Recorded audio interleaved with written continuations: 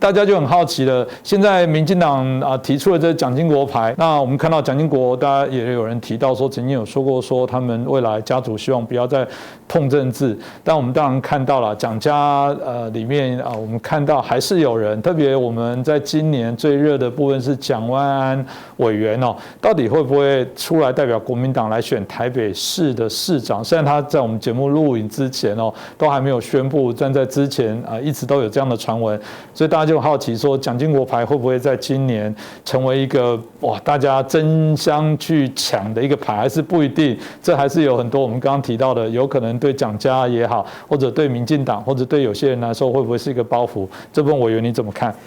蒋万安他在国会的办公室以前跟我是邻居，对门而已啊。他有时候会来我这边串门子。基本上，我们如果把蒋经国从神桌拉下来，成为历任总统或者特殊时代的白色恐怖时期的检讨，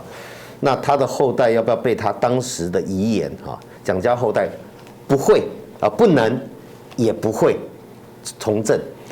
要不要被那个绑住？我个人是觉得尊重蒋委员的公民权利但是毕竟他是自称是蒋家后代，那蒋经国的遗训在公的部分，我刚才讲是限制他私人后代子孙不能再从政，现在都有时空背景的了你就不能回避。所以刚才这结合洪林刚才问的一个很好的问题是，那国民党的出路该怎么办基本上在民主时代，我从来不会去担心，包含民进党任何政党的出路该怎么办，该怎么办就怎么办，选票淘汰你就没有了嘛，这是民主时代。任何政党，包含民进党，包含国民党，要回到真实。什么叫真实呢？那个政大的，我印象是国安中心还哪里，他从1997年做台湾人认同的民调，每年都做，我每年都把它收集起来，你就会发现，在1997、98、99那个时候，台湾主张自己是中国人，也是台湾人的30多%认为自己是纯的中国人的不是台湾人的，也有2成3成然后认为自己是台湾人不是中国人的成数其实不高，1成多，那个是1997、98那个时候。那民主化，人开始思考我跟环境的关系之后，你知道到最近几次认为自己是台湾人不是中国人的都在6成以上，认为自己一定就是中国人不是台湾人的，我坦白讲，那个已经可以在误差范围内把它 delete 掉了，剩3%。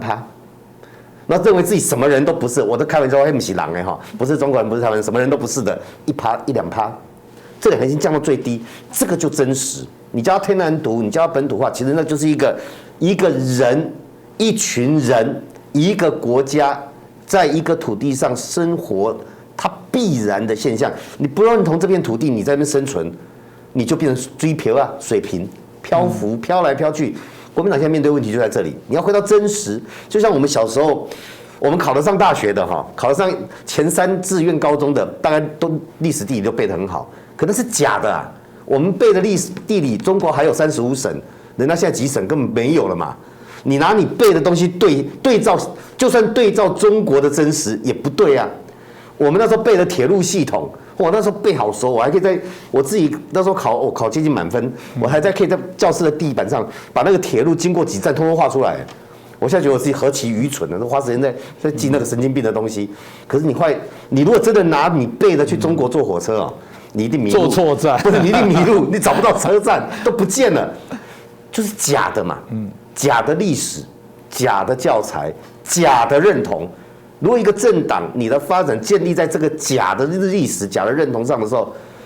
你怎么可能发展下去？所以，身为政治组织的政党，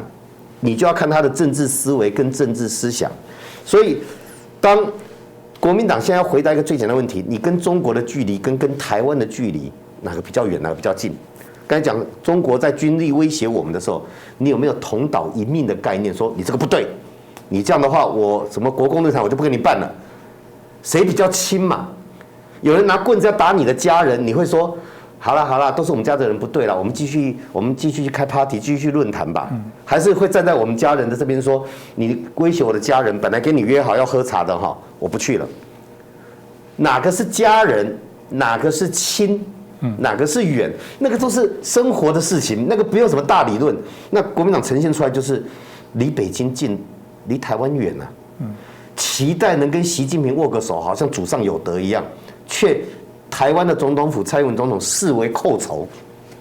不见面，抵制。你的距离的远近，在一个真实的台湾、民主化的台湾，你这样的选择，而且是国民党的高层掌握权贵的选择，你这个政党怎么发展？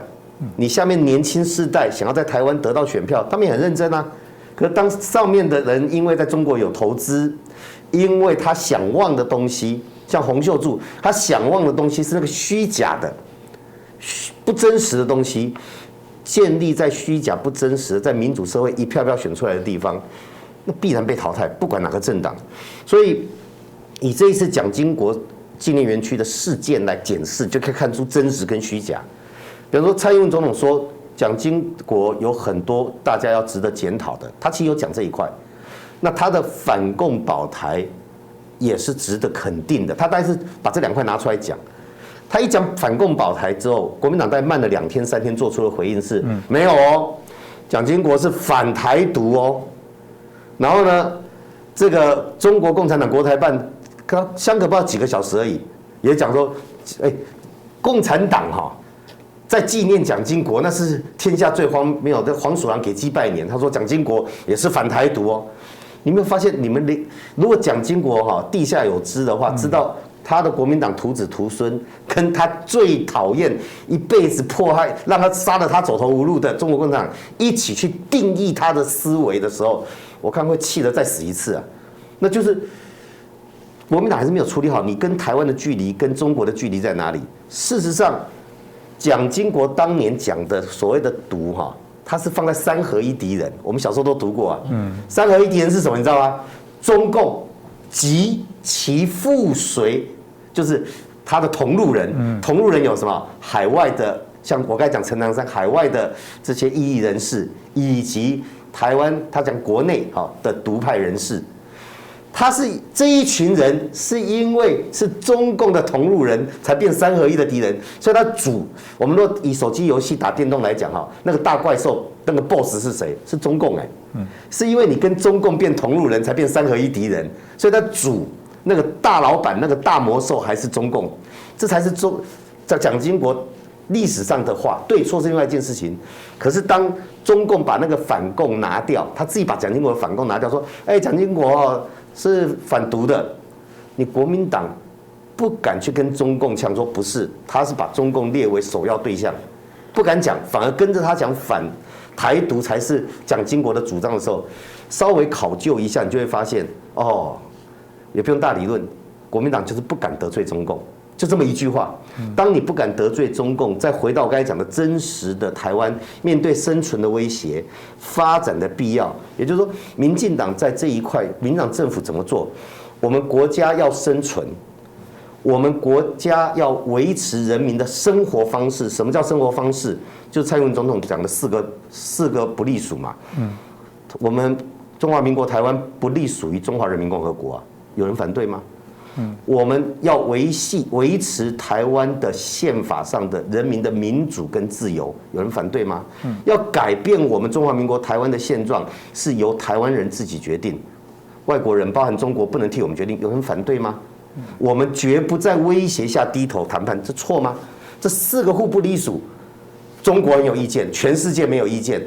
国民党站出来有意见，你跟谁比较近？所以。当你在生存的必要跟维系我们民主自由跟人民有选择的自由，我们从里长到总统都是一票票选出来的，这一份自由跟选择跟民主是我们要维持的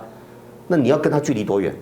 然后其他的什么富裕啦、繁荣啦、经济啊，那是我们台湾大家一起努力打拼的所以我觉得国民党的出路跟我们刚才谈到蒋万安的未来一样，同一件事情，你要不要回到真实？当你回到真实，共济绕台要选台北市长的，你的态度要出来，而不是陪着中国一样的声调，检讨台湾不够听话、不够乖顺，惹中共不高兴，他就用锤子、棒子来威胁你。这种论调，做一个家长都不够格了，不要说你要去选任何职务。至于蒋经国的蒋家政权，从蒋介石到蒋经国，或者现在所谓第4代的蒋万安。他反共，其实我在讲，他有4个必要。反共是为了生存的必要，